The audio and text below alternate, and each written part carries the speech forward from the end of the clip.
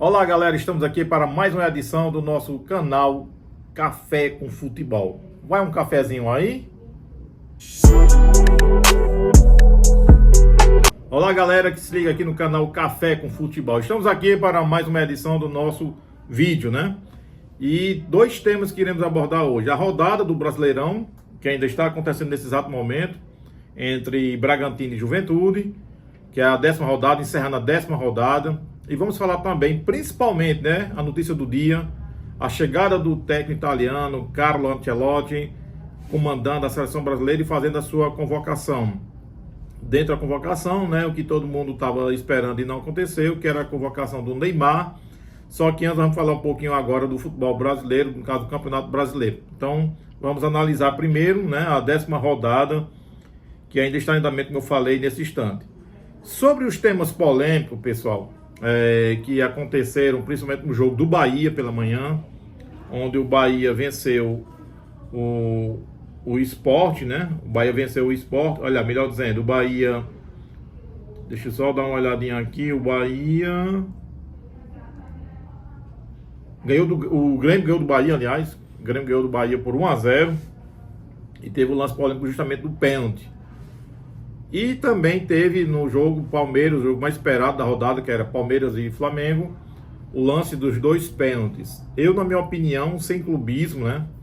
Eu acho que o primeiro não foi pênalti, né? Eu acho que pela linha ali, até por uma questão de não ter uma câmera exatamente para mostrar a definição da linha lá, eu acho que não foi pênalti.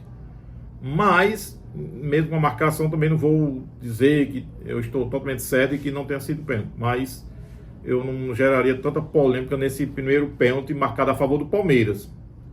Já o segundo, eu creio que sim, houve contato, houve uma espécie de obstrução, não aquela obstrução realmente que você agarra 100% do jogador, para impedir, até porque se ele não bloqueia a passagem, né?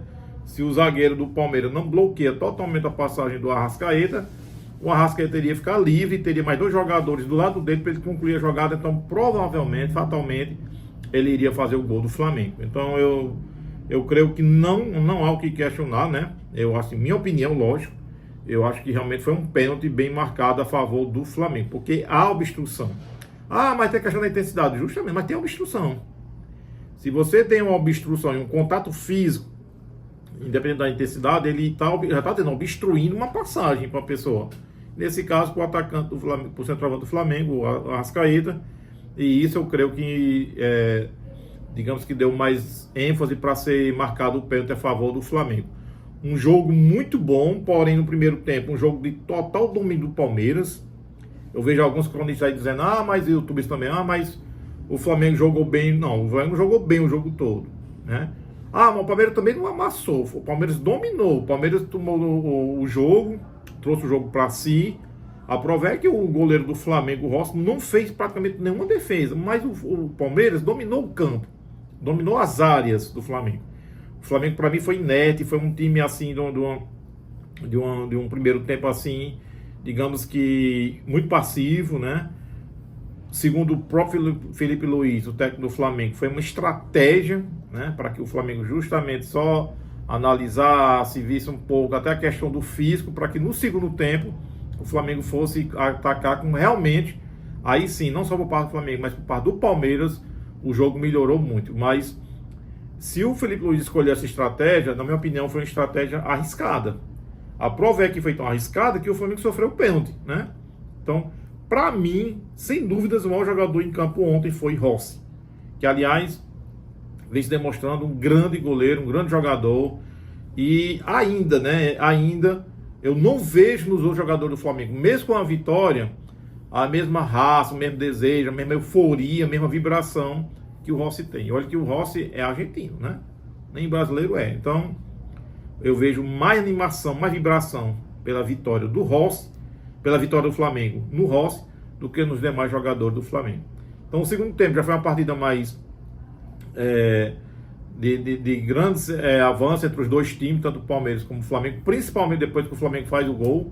O Palmeiras foi para cima, no finalzinho já teve uma defesa muito boa do Rossi de novo, e o Flamengo soube aí sim jogar com inteligência, com calma, explorando as jogadas, principalmente os contra-ataques, e conseguiu matar o jogo no final, fazendo 2-0 contra o Palmeiras.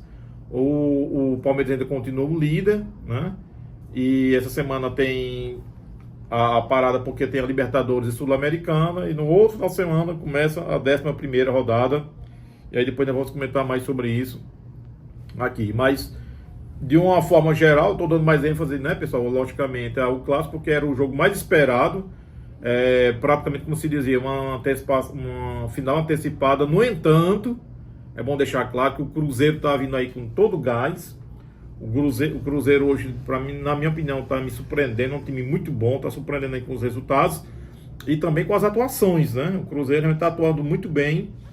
A prova é que ontem, né, já fazendo apanhado geral aqui dos clubes da rodada do Brasileirão, o Cruzeiro foi até Fortaleza e venceu o Leão do Pici. Não sei o que está acontecendo no Fortaleza, né? Se está havendo boicote por parte de alguns jogadores em relação ao técnico, até mesmo talvez até alguns colegas, né? Por exemplo, não sei, mas eu já ouvi boatos, por exemplo, que o próprio time do Fortaleza estaria, alguns jogadores fazendo esse tipo de coisa para prejudicar o time. Mas enfim, não sei qual é realmente o que está acontecendo no time do Fortaleza, que caiu muito, muito mesmo, e está ali, né, à beira da zona de rebaixamento, está correndo o risco de ser rebaixado. Espero, né, que o meu Flamengo não vá ressuscitar o Fortaleza, que é justamente o adversário da próxima rodada.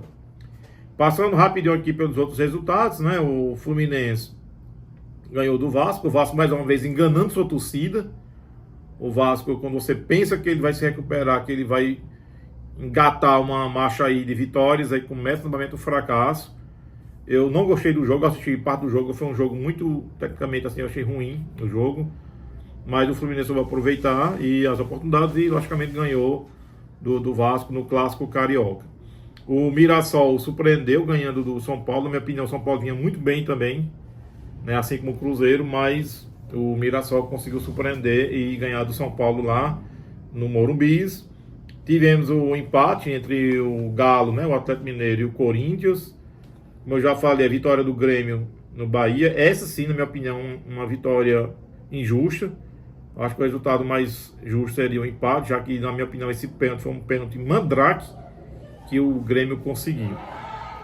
O Sport, como eu sempre digo, o Sport vem preparando suas malas para a Série B, e eu acho que times como Vitória, Sport, o próprio Fortaleza tem há pouco tempo, esses clubes eles têm que rever, né, agora com essa parada para o Mundial de Clubes, já que eles não vão disputar, né, nem o Vasco também, o Vasco, o Vitória, o Sport, principalmente o Sport, que empatou com o Inter, e o Inter também. Então esses times têm que rever as suas estratégias, suas administrações, enfim, tem que fazer algo para dar uma reviravolta, que ainda dá tempo. Agora que nós estamos indo para a 11ª rodada no próximo final de semana. E aí, completando a rodada, também tivemos um jogo muito fraco também, Vitória e Santos. O Santos muito ruim, apesar da vitória, mas para mim é um dos piores times aqui do Brasileirão, junto com o Sport. Merece estar lá, realmente, o Santos. Para mim esses times são horríveis, Vitória, Santos, Sport, e o Fortaleza também. O jogo Botafogo e Ceará foi adiado para o dia 4 de junho, e aí completa essa rodada hoje, como já falei. Nesse exato momento estão jogando Red Bull Bragantino, que por sinal está ganhando do Juventude por 1-0. Então esse pessoal, é o resultado, é o apanhado do final de semana, né, do Brasileirão, da 10ª rodada, como eu falei, com destaque maior para o clássico entre Palmeiras e Flamengo, onde o Mengão ganhou por 2-0 do Palmeiras. Bom, galera, e a notícia de hoje, né, a chegada do Carlo Ancelotti ao Brasil para comandar a seleção brasileira. Primeira pergunta que a gente faz é o seguinte: Carlo Ancelotti chegou hoje, foi ele que escalou? Foi ele que fez a lista de convocados? Não, tá na cara que não foi, pessoal. Então, essa lista provavelmente deve ter sido feita pelo Juan, que faz parte da comissão técnica da seleção brasileira, e talvez também pelo Rodrigo Caetano, também ambos da comissão da seleção brasileira. Vai ganhar? Vai se classificar? Provavelmente sim, Eu acho até que seria um desastre o Brasil não se classificar para a Copa do Mundo, mas ainda é cedo.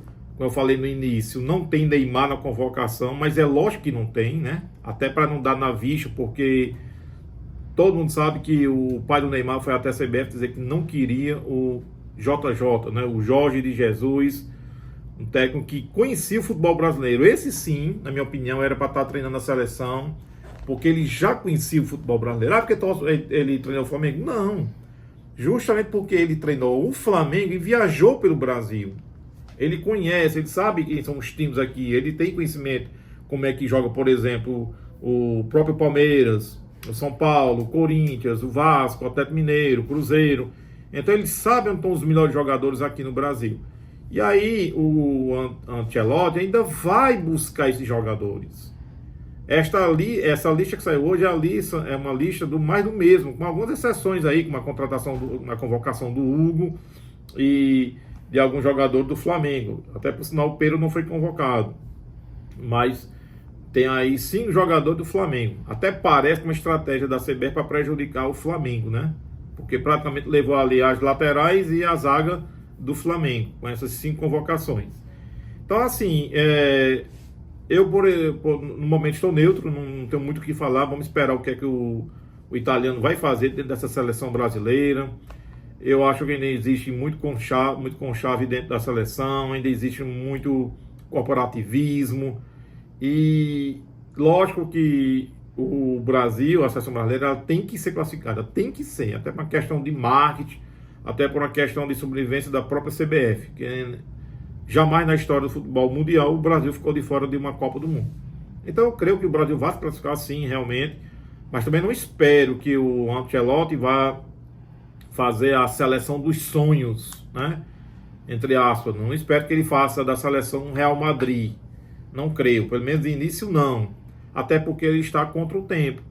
Ele vai dividir o seu tempo entre o Brasil e a Europa ali, principalmente a Itália, que é a terra dele.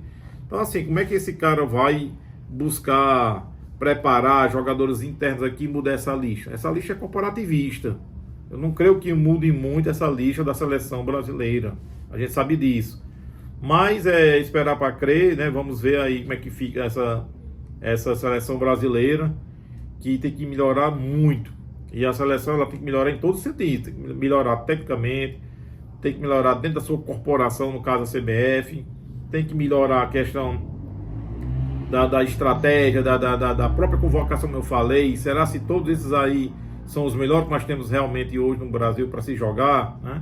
Enfim, uma série de indagações que ainda continuam aí a serem respondidas. Então, torcer, logicamente, né? Nós somos brasileiros, pelo menos eu ainda torço a seleção brasileira, não tenho aqueles amores, né? Até porque eu costumo brincar que minha seleção é o Flamengo. Mas, logicamente, que eu não vou ser aqui hipócrita ao ponto de torcer para a Argentina, que jamais torceria, ou torcer para a Itália ou para a França. Eu vou torcer para o Brasil, realmente, né? Posso não ter aqueles amores todos pela seleção brasileira, mas quando chegar a Copa, chega aquele momento bem realmente assim emotivo, que é uma Copa do Mundo, e a gente torce realmente para que a seleção brasileira consiga obter êxito, consiga realmente conquistar mais um título mundial. Então é isso, pessoal. Vamos aguardar só o fechamento aqui desse jogo aqui entre Bragantino e Juventude. E aí fica encerrada a 10ª rodada do Brasileirão, que temporariamente que não será tomada a primeira posição até outra semana. Palmeiras com 22 pontos, Flamengo com 21 pontos, o Cruzeiro, como eu falei, chegando perto com 20, o Red Bull com essa vitória está indo também para 20 pontos. E aí mais atrás, na 5ª e 6ª posição, vem o Fluminense com 17 pontos e o Ceará, que por sinal vem fazendo boa campanha, né? Parabéns ao Ceará, que está aí no momento na 6ª colocação com 15 pontos. E realmente mostrando ser um time muito melhor, pelo menos em termos de resultado, do que o seu adversário, que é do seu arquival, que é o Fortaleza. Então, galera, é isso aí. Essa foi a 10ª rodada do Brasileirão. Falamos aqui também sobre a seleção brasileira. Como eu sempre já tenho dito a vocês, mandem perguntas, opiniões, sugestões, do que você gostaria que eu comentasse, que a gente falasse aqui uma resenha sobre futebol. Você quer saber a história de algum clube, você quer saber sobre alguma coisa sobre jogador, você quer saber alguma coisa sobre particularidades sobre o seu time, enfim, sei lá o que você quer, algum tema sobre, seja qual for, futebol nacional, internacional, a gente vai debater aqui, a gente vai criar uma resenha. Então vai lá, não esquece, se inscreve no canal, compartilha o canal, ativa o sininho para quando a gente tiver mais um vídeo, você já ser notificado pelo YouTube que nós teremos um vídeo novo aí com novidades, tá bom? E, logicamente, se você se inscrever, você vai estar nos ajudando para que a gente possa chegar logo no número, digamos assim, que tenha o perfil para a gente ter uma quantidade de inscritos, para que nós possamos fazer nossa primeira live, né? E aí, se não fazer, como eu já falei, uma live, inclusive chamando pessoas aqui, convidados para participar. Vai ser uma live mais extrovertida. E não esquece também que nós, em breve, quando atingirmos esse número, nós vamos fazer um sorteio, um brinde aqui para vocês. Um brinde surpresa aí para vocês que estão nos seguindo aí no canal Café com Futebol. Então, novamente, se inscreva, compartilhe, ative o sininho, chama os amigos, chama os irmãos, chama a galera toda para se inscrever no canal Café com Futebol, beleza? Valeu, um abraço e fiquem com Deus.